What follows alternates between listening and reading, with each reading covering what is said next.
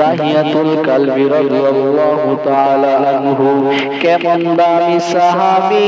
জিবরাইল আমিন আমার নবীর সামনে মাঝে মাঝে মাঝে মাঝে এই দাহিয়াতুল কালবির আকৃতি নিয়ে আমার নবীর সামনে এসে ওহী পৌঁছাইতেন।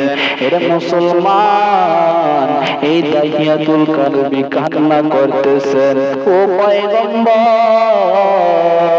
আমি জীবনে এমন একটা গুনাহ করেছি, মনে হয় আল্লাহ আমার ওই গুনাহটা ক্ষমা করবে না। কি গুনাহ? ও পয়গম্বর, যখন আমি জাহিলি যুগের মধ্যে ছিলাম, তখন মেয়েদেরকে জীবন্ত কবর দেওয়া হইতো। যার মেয়ে সন্তান থাকতো, ওই ঘরের লোকদের সাথে এলাকার মানুষ চলাফেরা করতো না। এক পর্যায়ে আমি